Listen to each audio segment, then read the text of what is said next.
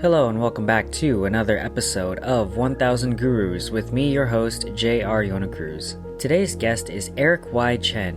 Eric is a serial entrepreneur specializing in product launch marketing services. He's well known for his viral card game Subobatage, the Boba card game, having sold over 100,000 units in just a few short years, and it is available in retailers like Target, Barnes & Noble, and Amazon. He manages multiple clients through his marketing agency, Launch Brand Grow, responsible for seven-figure brands, running Facebook ads, web design, and lead gen. In 2024, with the growth of his own brands and clients, he's building up a 3PL fulfillment center to help companies with shipping products to their end customers. This allows clients to come full circle, providing a near A to Z solution when running an e-commerce business. I really enjoyed this episode for a couple of reasons. The first being that Eric is now the guest I've known the longest since way back in high school, so it was definitely a blast from the past catching up with him after all these years, about 17 or 18 years to be exact. And the second is that he's covered three industries that none of my other guests have talked about before, which are sales and marketing, product development, a tabletop card game, and 3PL shipping industry, third-party logistics. Eric is one of the most quote-unquote decorated guests I've had on the show in terms of having a vast experience in entrepreneurship, and I learned so much from just a short hour that we had. So without further ado, hope you enjoyed this episode with Eric Y. Chen. Hello, everyone, and welcome back to 1000 Gurus. Please welcome my guest, Eric Y. Chen. How's it going? Good. Thanks for being here. You are the first Eric Chen on my show, and so we were talking about this before the recording started, but there are a lot of Eric Chens in the world, apparently, and so I know one of them. I know the best one. I'm a little biased, but so I don't know if you wanted to recount anything that we were saying, but your goal in life is to be the number one Eric? The secret, well, not secret anymore, but the goal is to be the number one search result on Google for Eric Chen if you type in my name. But I think over 10 Eric Chens already. Just personally. Yeah. So there's too many of us. Yeah. Do you know where you are in the ranking? Ooh, I think I'm Google ranking? probably like second page or something. I don't think I even show up on the first page. Really? Yeah. Hey, second page is pretty good, I feel like, for like such a common name. We'll have to double check because obviously if you've searched it before, I'll show up on the first page for myself. But yeah, in terms of a normal search, like anonymous person, yeah, interesting. But cool, yeah. So, anyways, thanks for being here. We'll get straight into it. Yeah, let's see. We haven't. I don't know the last time we talked high school. So what? This is like 16, 17 years, something like that. Again, getting close to 20 years. Yeah, getting close to 20 years. We were just talking about our 10-year anniversary. So Eric is actually a year ahead of me, so he's a year older. Class of 2008, I believe.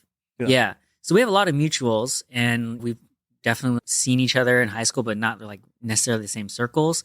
But we're connected on Facebook, and I've seen what you've been up to the last 16, 17 years, and it's been pretty cool. And so you were on my list of very interesting people that I know through my own networks. So I'm personally grateful to have you on the show. Thank you for making the time. Thank you for having me. Yeah, and so let me just recap what I wrote down in my research. When you're researching for a podcast, it's research, but if you aren't doing it for something, it's just stalking. So I think this is just research. So we both went to Irvington High School in Fremont, California. Shout out to all the Fremont people out there. You were a class ahead of me. You went to UC Davis, majored in international relations, econ focus, minor in communication. I'm just testing my research skills now. And then, after going through your socials and LinkedIn, I learned that, correct me if I'm wrong, for any of these things, you worked in business development and sales and some training, digital marketing at Google, co-founder of StartPad, which is like a product incubator sort of place, advisor to Asian Hustle Network. I think some of us know what that is. Writer at Need That. It's a media company focused on consumer products. You hosted your own podcast, the Y Factor podcast, for a couple of years. So you're no stranger to being on podcasts. You have extensive experience sharing knowledge, as you've done a dozen or so speaking engagements I've seen. And the biggest things you're up to now is being the CEO of Launch Brand Grow and CEO of Moco Shipping and the creator of the tabletop card game Sabobatage. Did I miss anything or anything else that you want to throw in there? I mean, that pretty much sums it up. So pretty well researched. Nice. Cool. So what else have you been up to? I know we caught up outside, but like what else been Eric Y. Chen been up to? I mean, on a personal side, it's mostly just adulting very hard. My then fiance and I bought a house together down here in SoCal. Thank you. And then we had our first marriage last year on paper, and then our Asia wedding in Vietnam back in April. So we were there for about a month doing a whole Asia type wedding, and then we have our Western wedding coming up. So that's just the more on the personal side. It's all just life, really. Nice. That's exciting. So, dang, 2 weddings and the official on paper. Is your wife from Vietnam or? Yeah, her family's still in Vietnam. I see, so that's why we wanted to have a wedding out there and celebrate with them. That's dope. Mostly. Where's your Western wedding going to happen? Down here, right here in Down SoCal. here? Yeah. Nice. So just keep it more local. Yeah. And then I know you and I, we grew up in NorCal, but most of my family's actually moved down to SoCal too. So the transition was pretty easy. Oh, yeah, that makes sense. Actually, last weekend or the weekend before, I just came back from NorCal for my freshman roommate's wedding. It was an Indian wedding, my first one. Super exciting. Bought the outfit. And yeah, I was just reconnecting with friends from college. But also, I got to see my family because when I go to, we talked about this, when I go to NorCal, it's mostly just family. But it's nice to reconnect with people from way back.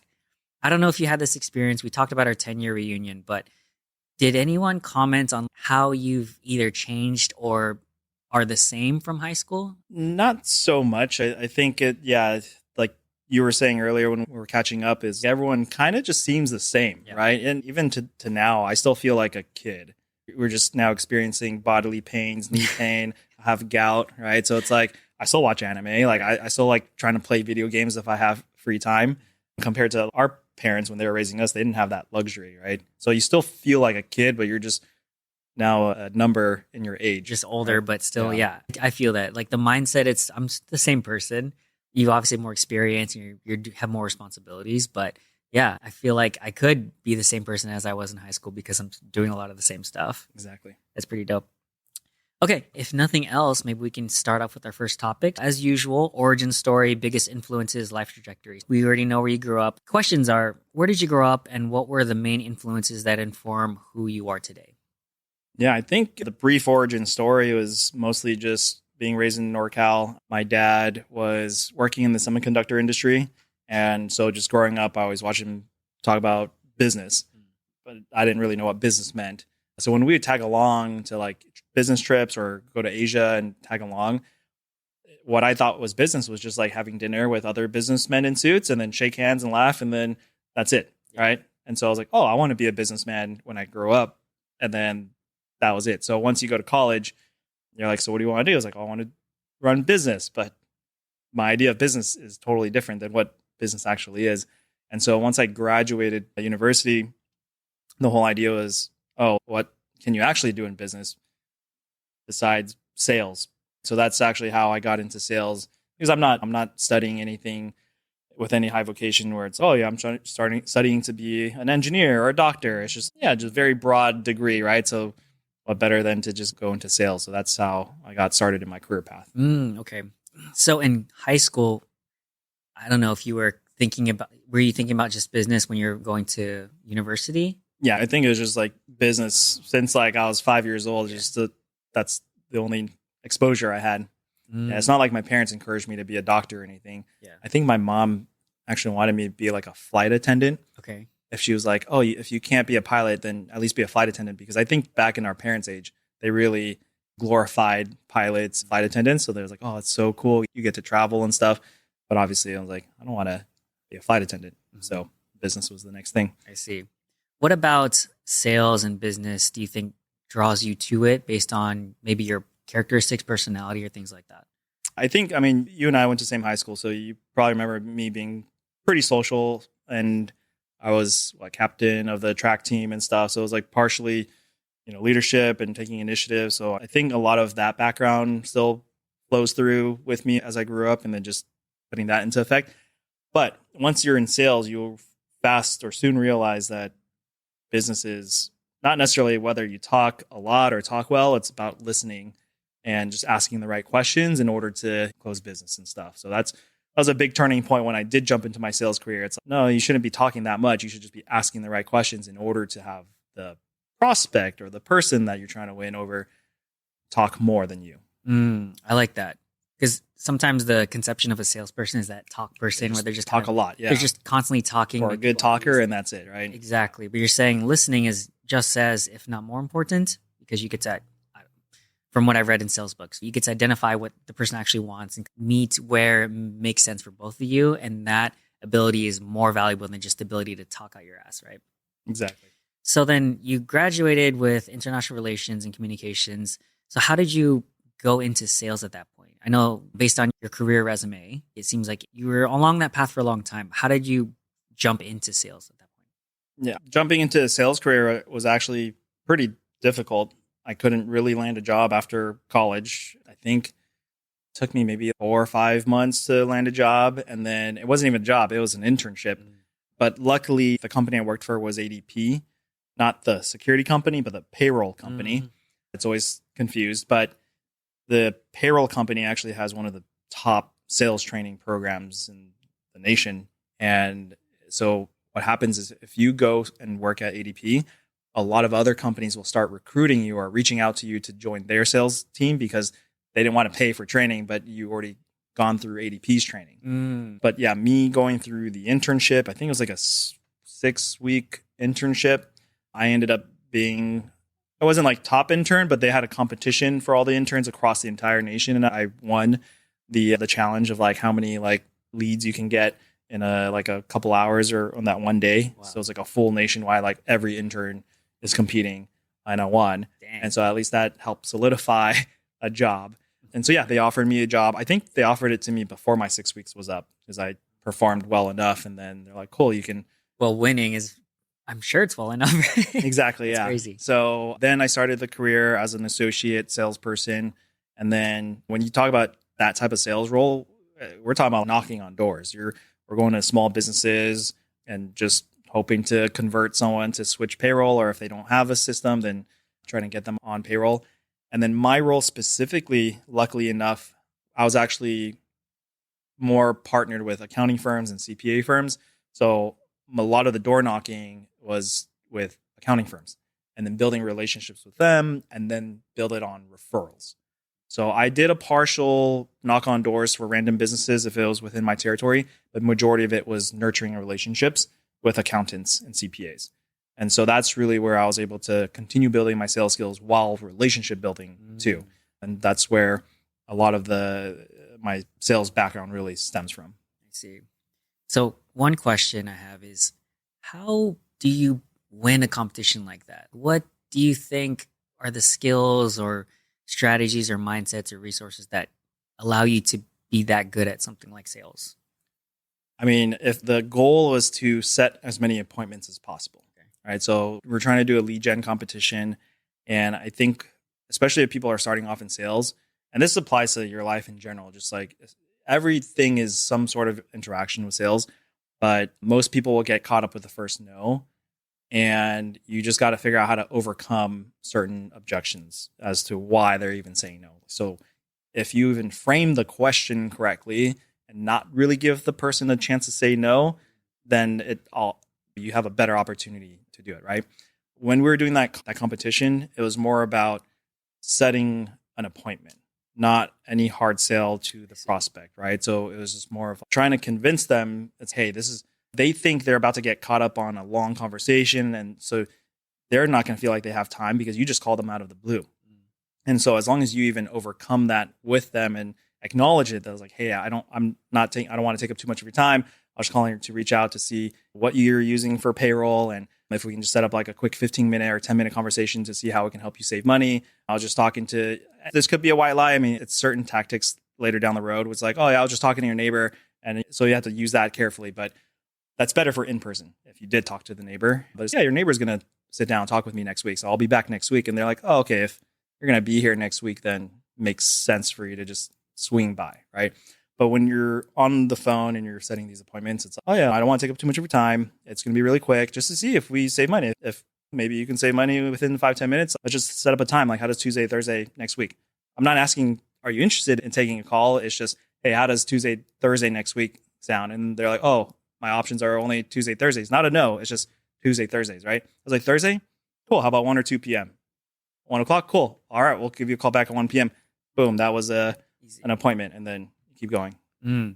So maybe you're just a genius at this, but where did you learn how to have the right strategies to be the best in this competition? I know there's a lot of different ways you can learn this, or did you have any mentors, or was it you just followed the training and other people just didn't as much, or I don't know.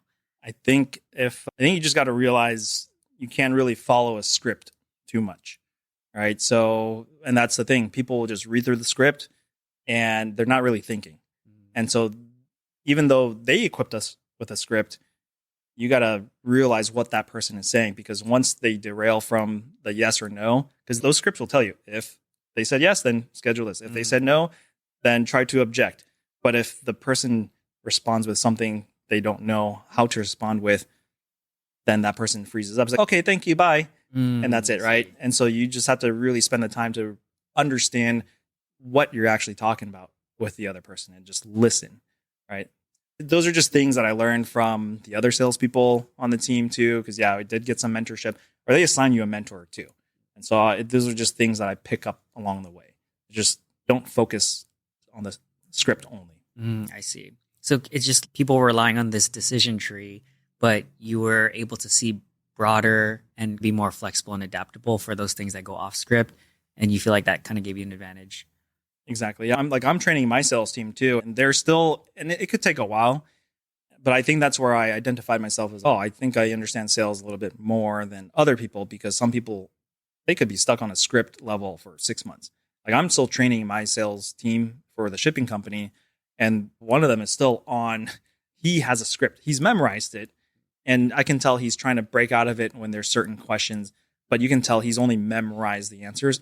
If this, then he'll answer that. Right. But if there's a random question that he can't answer, at least he realized he can at least say, that's a great question.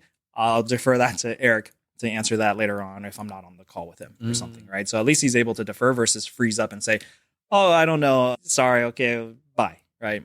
So at least he's taken that step, and then it'll take time just because there's a lot of moving parts on the shipping side when we're having those conversations. I see. Okay, last question on this, because I love this topic of sales and influence and the people skills aspect that you can't really escape from no matter what industry you're in. But do you have any advice on how to get better at sales or influence? You mentioned listening and knowing the script, knowing what's inside the box, and then learning how to freestyle outside of it and think on the fly. But any other advice or tips you have at excelling in this field? So there's a lot of sales books, sales training, all that stuff. So at Always Hired, I help build a curriculum. The owner of that business, he had very aggressive sales tactics, and even the script was very aggressive. I take a very soft approach. And so I think for a lot of people, when they do go into sales, they just really have to figure out which method meshes better with their personality. And so if you're a soft person too, trying to be aggressive, it's just going to come out awkward, and people can feel that. Right. But if you're soft and you take a more soft approach and people are like, oh yeah, this guy's like nice, and then you adapt to that type of approach, then it'll feel a lot better too. Otherwise, you're just forcing yourself, and then you can feel that tension and clash. So yeah, just you got to feel it out and see which methods work. So obviously study and read up on more books to see what other approaches there are too. And practice probably, right? In the field and get live experience. Yeah. I like it. So let's keep going forward now. So sales, ADP, eventually you move into marketing and ads and things like that. And if I'm connecting the dots, it informs your later steps. But could you go through that trajectory with us? Yeah. So in a sales organization, there's always going to be outside sales and inside sales people. For some reason, my job has always been on the outreach side, not inside sales. So inside sales are people who get to call warm leads. So they're getting leads from the marketing side of things or the inbound leads from the website. And so you have a sales team for that. Then you got other people who are like, oh, let me just research and reach out to people. And for some reason, all my jobs have always been, I got to do the grind versus, oh, here's a lead. Yeah. And so I'm like, what if I could be or switch it where I am starting to get more on the lead side? And that's where my interest in marketing came into play. Because if you're marketing things well, then people are coming to you instead of me reaching out and trying to sell you something, right? The marketing side is you've already done half of the work to attract someone in. So that's where that stepping stone came into me wanting to go more into the marketing side. I see. And then so you follow that path down. And I think if I'm not getting any of this wrong, you worked at Google for a bit, and then eventually you start to help other brands market and grow their own products and whatnot. So then how did that pivot happen? Yeah. So I don't know if you remember, but back in 2016, I had a crazy car accident. And so that's what kind of helped put myself in towards a trajectory into wanting to do more entrepreneurial pursuits.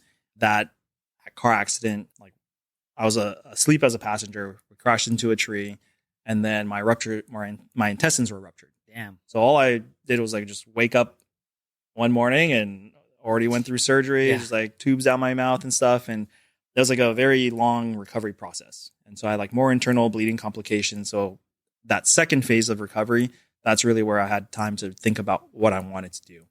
And so that's when I decided to quit corporate and then go into figuring out entrepreneurship.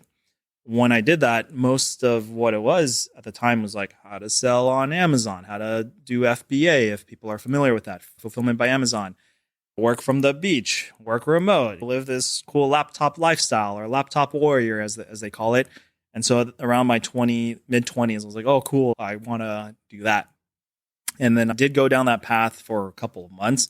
And I was like, oh, this is not for me. I'm like, I don't know how it's sustainable for anyone to sit at the beach on their laptop every day. I'm like, I'm not even a beach person. I'm more of a mountain snow person. Right? Yeah. So it's like, this is not for me. And so I came back. I did end up going through launching my first product on Amazon. And that exposure just really opened up a lot of doors for me. And then I was able to help educate a lot of people on how to launch their first product, how to sell. And then I had linked up with my mentor at the time, and then we became business partners. And then that's where we decided, oh, now we have experience in a few different modes where we can help create products for other people.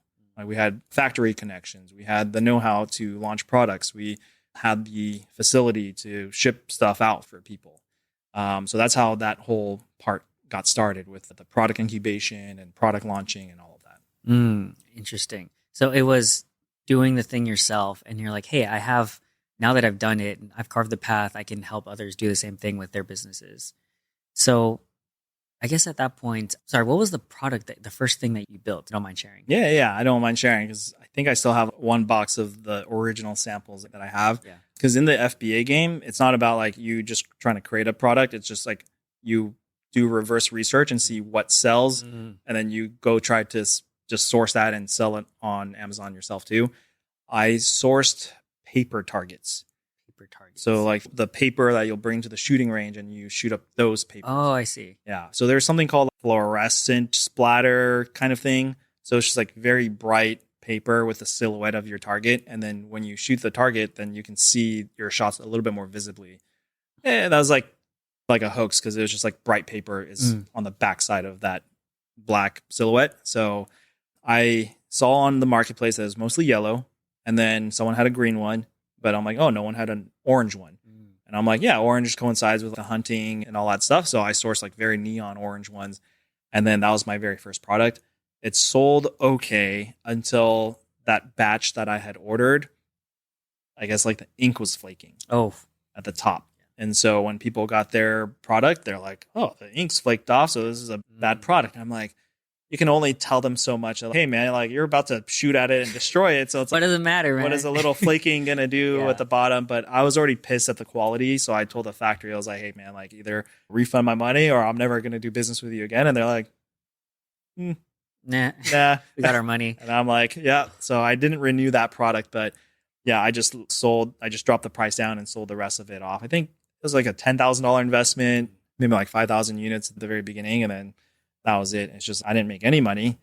I probably lost a little bit of money, but at least I was like, I went through the entire cycle of like sourcing and everything. Yeah. So that's why I call it more of a learning curve. I think that's pretty key to doing anything, or at least learning, is you put skin in the game, you make an investment, and then when you learn it, you may or may not get the return you want, but at least you gain that experience for the next thing, which I feel like you've done over and over again, right? So then going forward to now helping other entrepreneurs, creators, and build their brands and whatnot, I want to ask what that journey was like, but I also want to ask you lessons learned or challenges that you face doing that. I think there's another element of you running your own business, but now you're helping someone else with theirs. I'm sure there's an interesting dynamic there, but I don't know if you want to clarify any of those.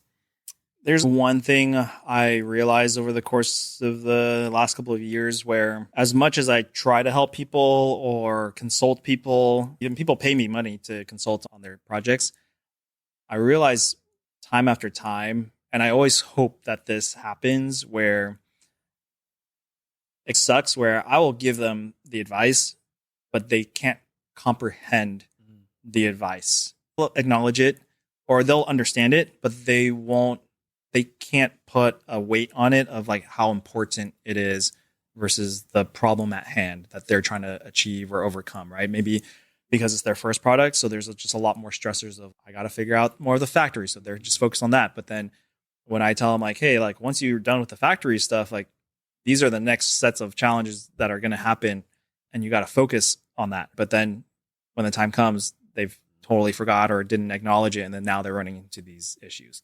So I think it's just like everyone still needs to level up and then understand, right? Because I've been doing this for, I don't know, over 10 years. And so it's like every e-commerce thing, every marketing thing is second nature to me. But then if you've never done marketing, you're like, oh, like what is Facebook? What are Facebook ads? What are Meta ads? What are TikTok ads? What's CPA or all that stuff, right? But for me, that's just natural. And so it's you realize it'll take more years of experience for them to understand once you get there.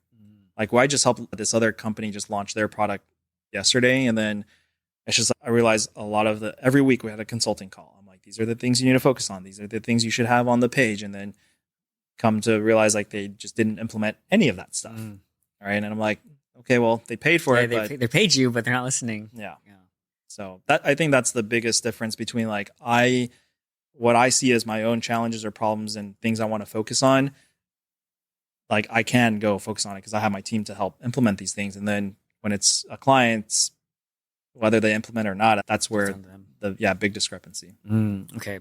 I want to get into ads and all that stuff because it's one of the things that you wrote down. But also on the tail end of this, do you have any advice or insights for people who are in that same space that you were, where they want to be an entrepreneur? Maybe they have a business idea or something. And I know you do this professionally, consulting, but do you have any good starting points or advice you could give to those people on how they can make this idea manifest? Yeah. So it depends on the type of business. If you want to do product, you want to do service. Let's just talk about products just because that's more of my realm now. If you want to start a product-based business, I would say figuring out how to do Amazon FBA is the best course. Like that really forces you to understand the product research, the manufacturing, the sourcing, freighting it in, like learning all of the lingo because you just have to do every step to get your products here into the States, set it up on Amazon, start selling, how to do marketing on Amazon. How are you going to try to market it once your product is here? And so that forces you to go from A to Z. And so that's why when I started doing the product incubation stuff, we were doing A to Z for people because we already did A to Z. And I've seen a lot of people because at the time when I first started, I'm meeting other people who are on the same journey or same path, or they're just starting off.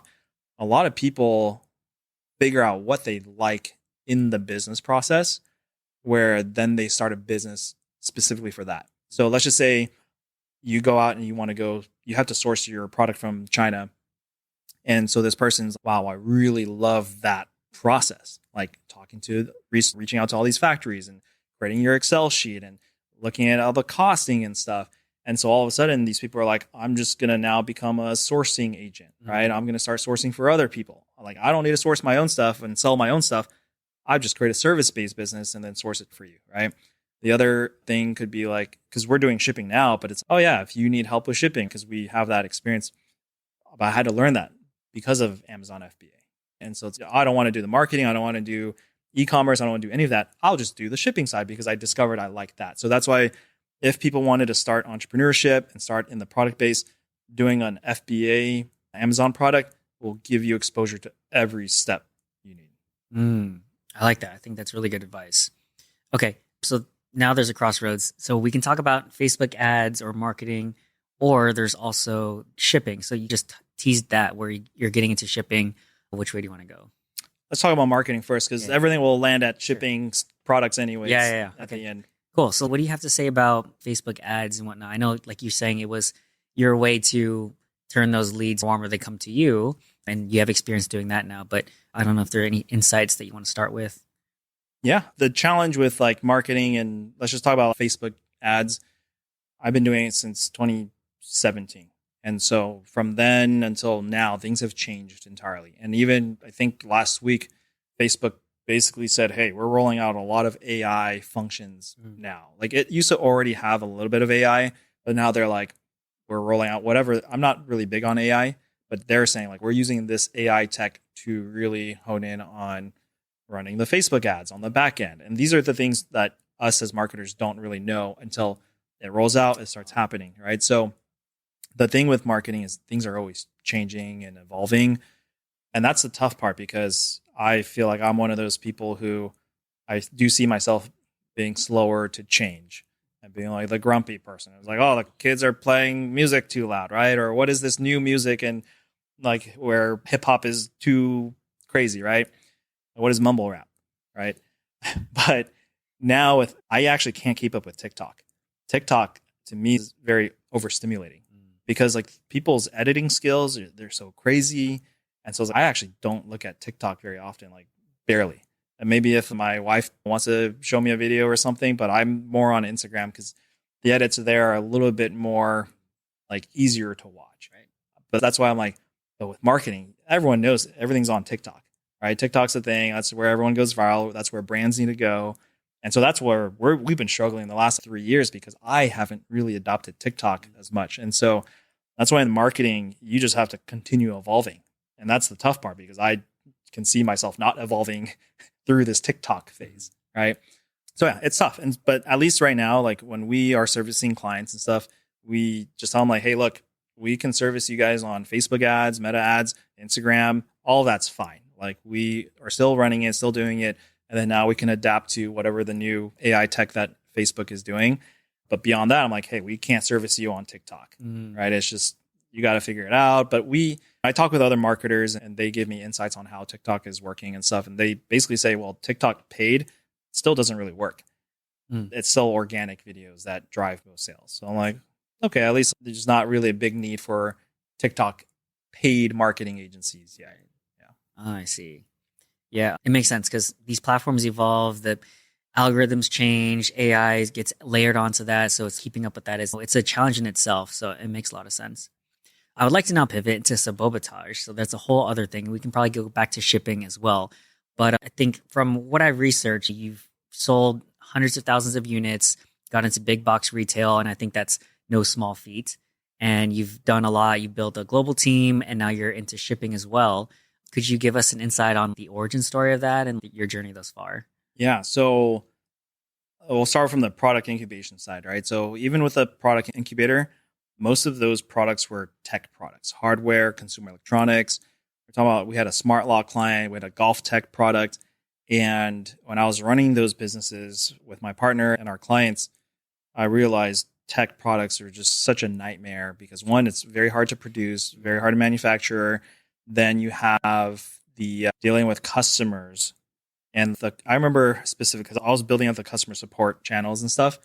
And the wildest customer support tickets are like, hey, I can't connect to my Bluetooth to this device. And I'm like, what iPhone are you using? And they're like, iPhone 4. And I'm like, it clearly says iPhone 8 and above compatible, right? And so you're already a couple iPhone generations behind. And I'm like, then they're like, okay, refund. And we can't do anything about it, right? It's just, we plaster iPhone 8 and above on the website and all of that. And so it's just a high return rate, the tech issues, all that stuff. Then tech moves so fast that if you don't adapt to the next technology too, then you're screwed. And so when I left my business partners, and funny enough, and this always leads back to shipping, at the time, our third partner, he was like, hey, where are we making money the most money? And we said, we're making the most money on the shipping side, not the sale of the tech product, not the marketing side, just the shipping of the products. And so he's like, hey, I have an extra warehouse. Like, you guys want to build a 3PL shipping business out of there in Gilroy? And I'm like, no. Gilroy. Yeah. I'm like, absolutely not. And so that was like a sign for me to leave my business partners because they were just like, hey, let's just focus on that. And then, so when I left, I wanted to figure out another product. And it was more of what is the most analog product I could figure out? And it's like paper and cards, no technology whatsoever. And then it goes back into, at this point, I had already launched products for other people. I had launched random products on Amazon, right? It was the paper targets, we had a pencil grip, and it's just, these are just random junk that had no meaning to me. And so when I went into it, I'm like, let's make a card game. And it's like, these are good memories. When we were kids, you grow up playing games with friends and family, and then it's less screen time, right? And so it hit all these things. And then once I started researching and developing it, I was like, there were no Boba-themed games out there. And so, of course, coming from my Taiwanese heritage, I was like, oh, it only made sense that I'd create a Boba-themed game. And so that's kind of how it started. And then it just happened that this was right at the beginning of the pandemic. And so everyone was forced to stay indoors. And that's actually where a surge of the board game industry started coming up. And so it was just like really good timing that I had developed this thing. I had launched it right in the middle of COVID, and people were like, yeah, board games and stuff. And Boba-themed board game, right? Boba, man. Didn't exist. And so that's really where things just started taking off. We launched on Kickstarter, did a crowdfunding campaign for it, raised about $148,000. And then once we got inventory, I made a big bet. So we pre-sold about 5,500 units. I ordered 10,000. I made a big bet and was like, okay, we just received the 10,000. Let's order another 25,000. And we fulfilled the initial 55, and we sold out of the 4,500 in a month. Wow. And I was like, but luckily I already ordered 25,000. So the moment, I think we maybe didn't have an inventory for a week or two. And then, so once that landed, then we were able to just continue selling and through the holidays. And then, but the issue after that was, out of the 25,000 I ordered, we only sold through 8,000 through the holidays. And so I had 17,000 remaining. And then this was right after Christmas time. And so come January, I'm like, holy crap, like we were selling hundreds a day. And then now I'm like, we're not selling anything. We're selling like 5 a day, maybe 10 a day if we're lucky. And so then I realized, oh, okay, as we went through and springtime came about, then sales started to pick up. Then summertime, sales started to increase. And then Q4, boom, we're back up to 500 orders a day. And I'm like, oh, wow, this is where I discovered the seasonality of the board game industry. And so then that was what allowed me to get more prepared to sell even more. So that's how Subobatage grew very fast from the beginning, then it hit a low period, then it went back up. And then because of my experience with e-commerce, we were able to scale very fast. And then I started researching, well, how do I get to retail?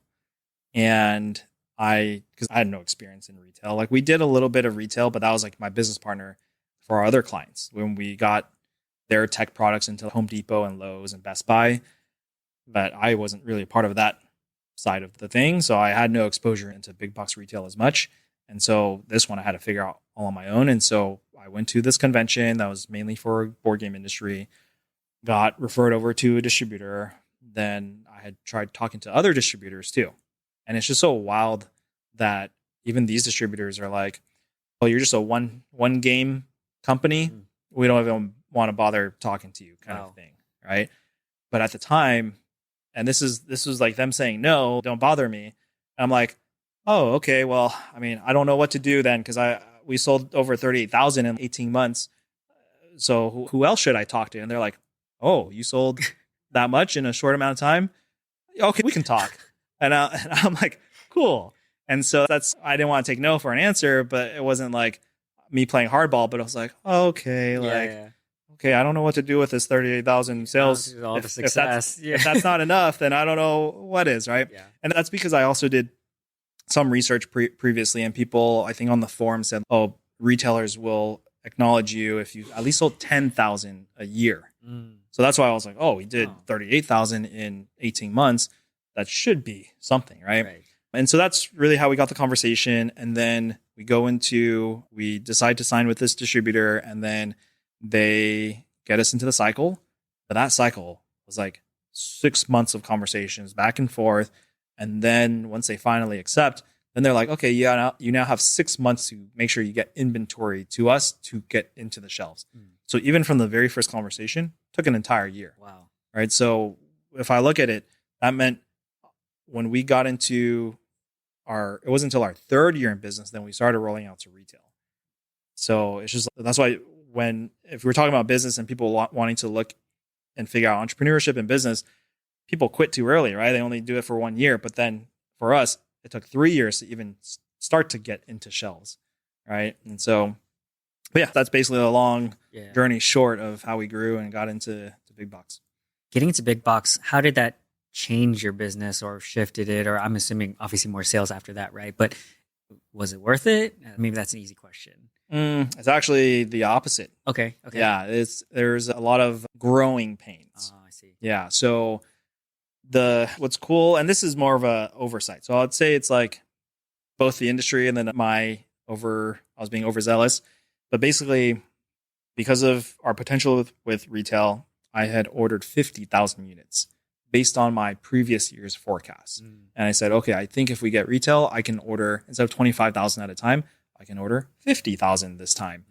And my prediction was somewhat correct.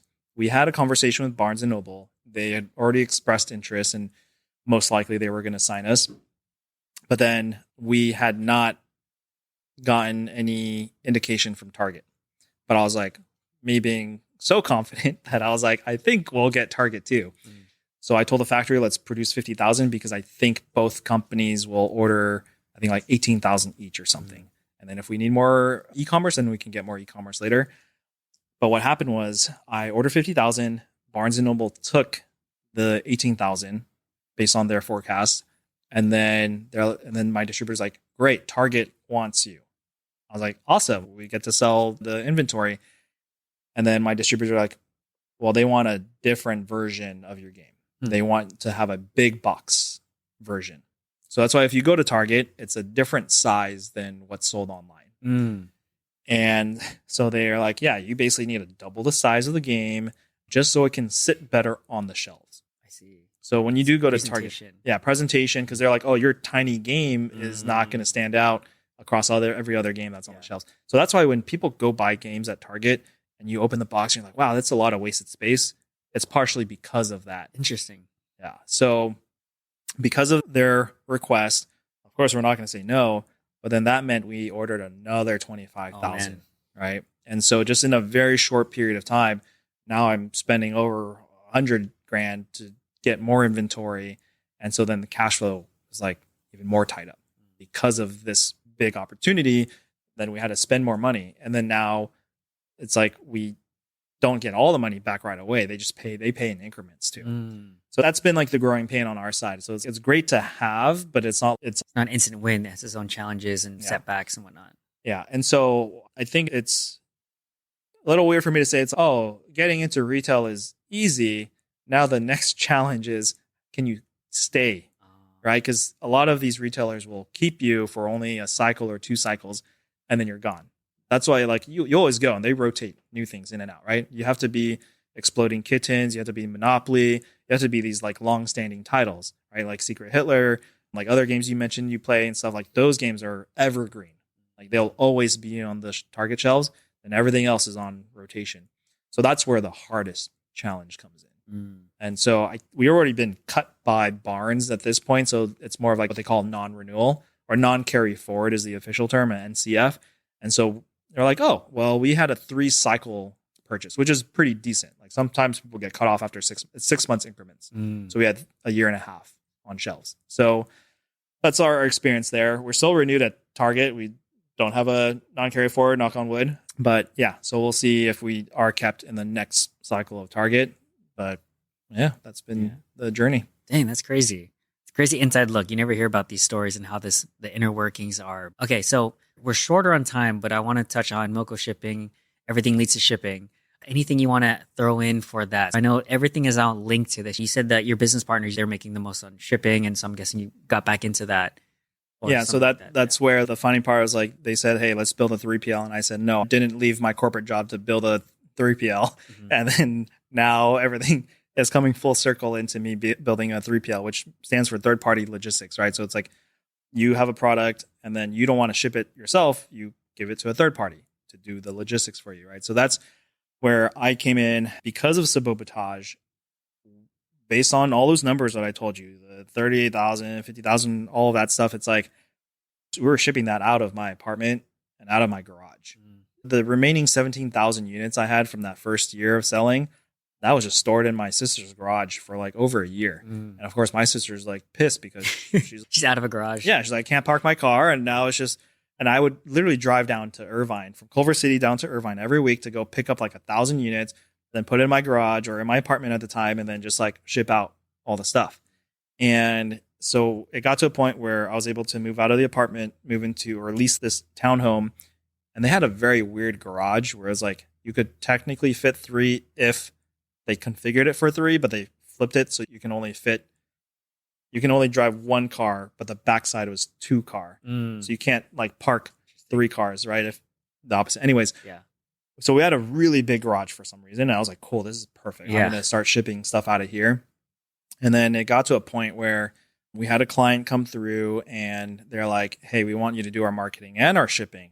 Well, they said marketing. And I said, I'll do your marketing if you let me do your shipping too. And so they blew up. And we were on top of our game during the holidays, on top of their game. They were selling more than us. And so we're shipping out like 1,000 orders a day during Christmas time or the holiday time out of my garage. And so it got to a point where I had to decide, do I want to keep doing this? Because it's not sustainable to do it out of your home. And I'm like, either we offload and tell our clients, offload Subobatage, give it to another company and say, hey, you guys do our shipping, or we actually become a real fulfillment center and scale up. And so that's where 2024 came in July, where I was like, okay, we're officially going to start our logistics company, become a shipping company, and service the industry. And what's great about ours, and this is if people want to start their own shipping company, the board game industry as a whole, the other 2 main players in shipping are overly expensive. And so when I did a cost comparison to offload it to them, to offload to other 3PLs, I was like, why are these board game shipping companies so expensive compared to a normal e-commerce shipping company? And so then I approached the industry because I'm already going to these conventions and trade shows. We go in and say, hey, this is the price of shipping. And people are like, how is that even possible? I'm like, why are you so cheap? I'm like, we're not cheap. We're market price. You guys are just overpaying for these other old, long-standing 3PLs because you just thought this is the only options you had as a board game company. And so because of my experience in e-commerce, because of the experience in the board game industry, we now bring that side into the board game side. And then now people are like, okay, that makes sense. Right? It's not like we're being cheap or making like we're lying about the rates and stuff. Yeah. It's just like, no, that's what it is. What it should be. You just thought there's no other options. Yeah. That's crazy. Okay, so we had to move forward. It's an amazing story. You just have a wealth of knowledge and experience. I feel like I could pick your brain all day. You ready to move on to rapid fire questions? Let's do it. Cool. Our first question is the billboard question. So if you could put up a sign for millions of people to see, what would it say?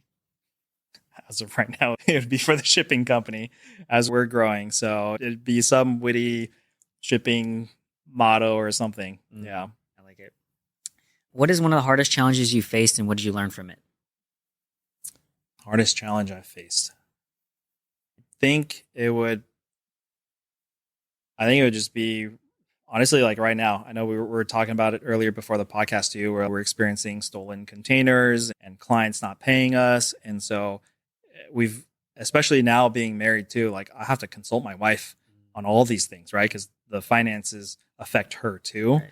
And so the toughest part right now, I'll be honest, is like, I tell her, I was like, hey, I can't pay the mortgage this month. Oh man. Can you cover this month? Right. And that's a big blow, especially to a man where you're like, you feel like you're supposed to be the provider. I was like, hey, the tariff situation has hurt business. Like we don't have incoming business this last month and this month. And so money is short.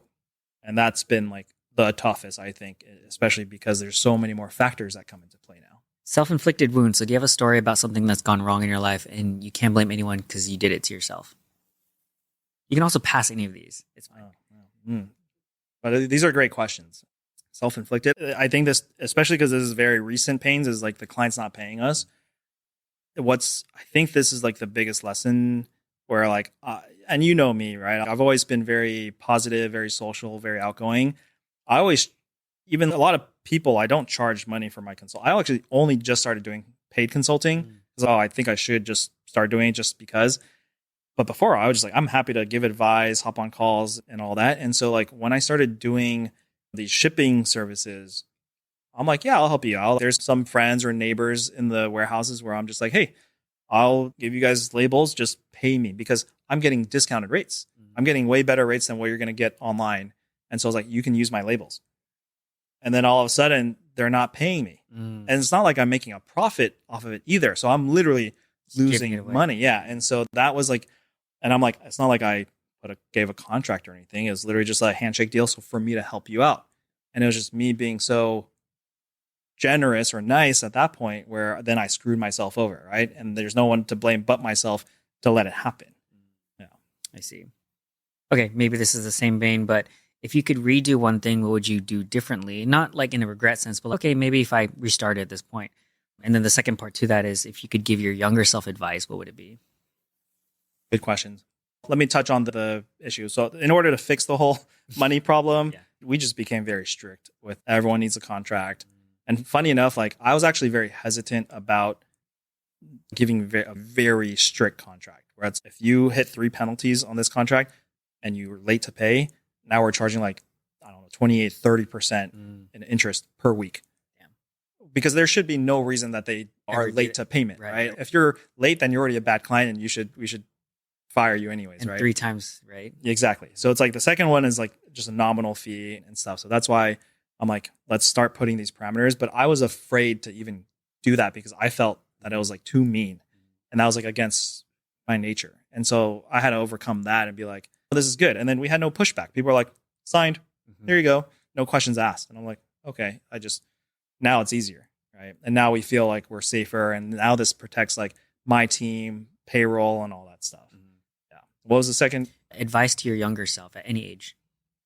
Any age. I mean, honestly, I think at this point is just not be so nice. And that's not about being mean. It's just having more boundaries. Yeah, exactly, prioritizing what's important. And you're responsible for more people than just yourself. So it's more important. Yeah. Makes sense. In the last few years, what new belief, behavior, or mindset has improved your life? I probably would just attribute it to my wife. And I think that's why we get along so well. So, I mean, obviously you read off my bio and I'm doing a lot. I'm also doing a lot because I do feel like when we have kids eventually that I would want to take a step back. And so I'm putting more time and effort into really putting in the grind and working 18 hours a day. And so it's just she helps put a balance and make sure like I'm spending time for myself or not working too hard because I'm overworking already. And so, yeah, it's just nice to have her help me take a step back if necessary. Nice. I like that. How do you define success?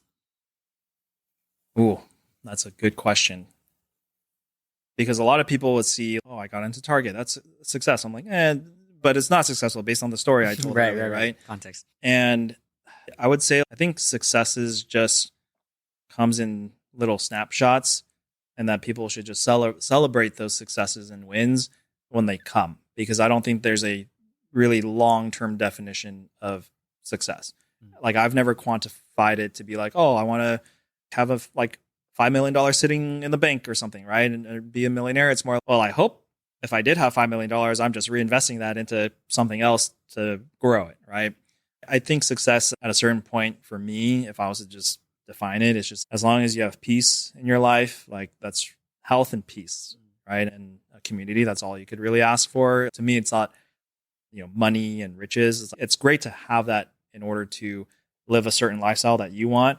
But beyond that, without your health and peace, right? Peace of mind. So I would say that, yeah, that would be the success. That would be the short answer. Yeah.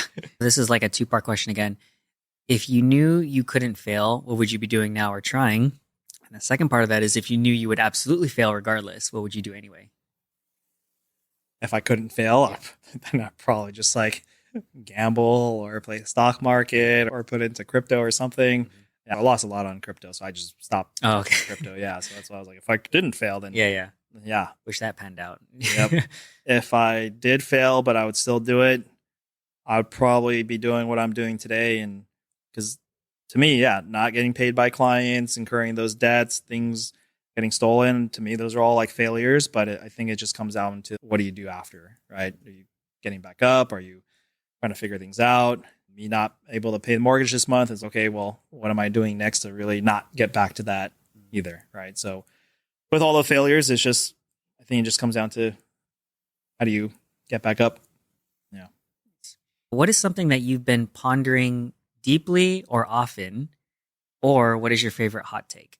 I know you have a lot of concerns as an entrepreneur, as a business owner, so maybe there's a lot of stuff on your mind, but anything else besides that you've been pondering deeply or frequently? Yeah, I think so. I went back to Vietnam to have the Asia wedding and stuff, and being able to, and that was like the first long vacation I've had in a couple of years. And I think it was just nice to see my mom spend more time or get to know my wife's family too. And then there's like a moment where it's, man, yeah, you can tell like your parents are getting old. And so that thought of, we're getting to this age where you want to treat your parents and stuff. And so I'm like, luckily with the business and running a business, and this is partially why I like to run the business, is because we accumulate a crap ton of travel points through the credit cards and stuff. And so like my wife and I have talked about, yeah, we want to use our points to at least fly our family business class or take them on a trip or a cruise and stuff. So that's been most of what we talk about. And like, how do we make sure my mom is enjoying herself, especially at this age, because she's worked a long time very hard. And we're like, we just want her to enjoy herself now. Yeah. I love that. Funny because my mom's going to be on the show tomorrow. So we get to revisit this theme. What is one of the best or most worthwhile investments you've made in either time, money, energy, or et cetera? I'd probably say the team I've been building. And especially once we have a good hire, then you would just want to like retain them as long as possible. But I know a lot of the times, and especially we have one of our main employees, like she's leaving in a couple of months to start having a family and stuff. So it's part of the journey, but I think you can tell the quality difference when you invest into your team and employees and the quality comes out. I've had bad employees and low quality workers before, and it just becomes more stressful. So I think that's been the best investment, is just like growing the team. And what was cool is that I flew out the core team to the wedding in Vietnam from the Philippines too. And so it was like finally being able to meet them in person after 3, 4, 5 years of working together. Crazy. Yeah. So yeah, that's probably been one of the best investments so far. Nice. Okay, last rapid fire question. Any favorite books, movies, videos, articles, media that you share or recommend the most? Oh man, this one's a tough question just because I had a big phase of learning, and that's where I try to read a lot of books and listen to a lot of podcasts and stuff. But I theme my life every year where it'd be like, oh, I'm in a learning phase. So that year I'm more intentional about reading and learning. So that's why I'm not in that phase. I'm more of like implementation and scaling now. I don't know. I mean, back in the day, I would recommend like 4-Hour Work Week as a book if you're trying to start on the entrepreneurial journey, but only read the first half because the second half is not relevant anymore. It's like outdated. It's very outdated. E-Myth. I forget the subtitle to E-Myth. Mm-hmm. Yeah, I've read the book. Yeah. Yeah, that one, I remember reading it. I was like, that's a good book. But now I just don't remember what it is. Any recent media? It could be fun entertainment sort of stuff, but anything you recommend on that end? I do binge watch a lot of Netflix shows, but in the background. Yeah. So my friends make fun of me because they're like, oh, we watched this. I was like, oh, yeah, I watched it too. And they're like, oh, when this happened. I was like, who? You're like, and they're like, the main character. I'm like, oh, I just threw it on the background. Just have background noise. So it's hard to say because there are only a few shows where it's, oh, I do sit down and watch and dedicate. I'm trying to think. White Lotus season 3 was not that good. It was too slow. There was one show. Like, this one show sounded really cool, but I forgot what it was about. Yeah. You're a busy guy. Yeah. Shogun was good though. I remember Shogun was one that I'll sit down and watch and pay attention to. So it's like when there's a show like that where I want to sit down and carve out time, then Cool. Yeah, we can do that. Shogun's fine. Okay. That is it for rapid fire. We'll go into ending questions. So gratitude, shout out to my mom. Eric, what are you grateful for? Yeah, I'm just very grateful for my wife for supporting me. I mean, that's how I fell in love with her because I think it was maybe our 8th date. We're eating at my favorite Korean restaurant. And she was like, when she told me, she's like, hey, I know you're in pursuit of all these entrepreneur stuff. So I will support you in your dreams and however you do it. Right. And I'm like, wow. Oh man, like she has my back. Yeah. And then, of course, now we're in this tough time of the economy. And she's like, but I still have to give you a hard time about it. I'm like, I'm not just be like, okay, I'll pay for it. Just like, hey, man, like, you shouldn't have gotten to this point anyways, right? And I'm like, okay, well, I'm grateful for her still that she is supporting. Yeah. I love that. She's like, I'm still here, I promise, but I can still give you a hard time. Exactly. I love it. Cool. Any final ask or final takeaways you'd like the audience to have from this conversation? Feel free to plug, of course. Yeah, no, not too crazy. I mean, if I'm always happy to help and chime in, like you have a business idea or trying to figure out the next phase of business, or if you guys are interested in logistics and 3PL shipping, I'm more than happy to help. Yeah, you can always contact me on LinkedIn, my Instagram, and what else? Yeah, our website. Yeah, Moco Shipping. That's MOCO shipping.com. Launchbrandgrow.com also works too. So yeah, just anything really. I just try to help where I can, just because have gotten advice from other entrepreneurs, and I just try to give back where I can, because I try to give as much as I take from other mentors that I have as well. I love it. Yeah, and we'll link everything in the show notes description, so you'll be able to find what Eric is up to and if you want to reach out or stuff like that. So, well, that is it for the interview, Eric. Thank you so much. I really appreciate it. You are a wealth of knowledge. I appreciate you taking out the time. I'm sure this will add a lot of value to whoever listens to it. And for myself especially, I'm taking a bunch of notes on this later on. So I appreciate it. Yeah. Well, thank you for having me. And thank you guys for listening too. Hope you guys enjoyed it. Nice. Cool. I'll do my final sign off. Thank you guys for being here. Remember to like, follow, subscribe, whatever you do. Leave Eric some love in the comments wherever you're seeing this. And reminder to always be kind to other people, especially yourself. And remember that you can always learn something from someone if you take the time to listen. So thanks for listening.